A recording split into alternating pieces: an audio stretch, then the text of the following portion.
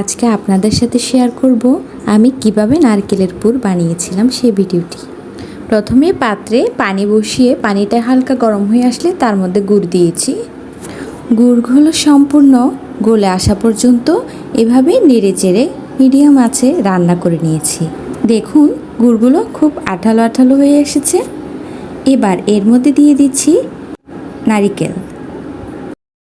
নারকেলগুলো ভালো করে গুড়ের সাথে মিশিয়ে নিব। দিয়ে দিচ্ছি দুটো এলাচ, দারচিনি ও তেজপাতা। চুলোর আঁচ মিডিয়ামে রেখে কিছুক্ষণ পরপর নেড়ে চেড়ে এইভাবে রান্না করতে থাকবো যাতে নিচে পোড়া লেগে না যায়। কালারটা লালচে হয়ে এসেছে। আর কিছুক্ষণ রান্না করার পর এই যে সম্পূর্ণ নারকেলের পুরটা তৈরি হয়ে গেল।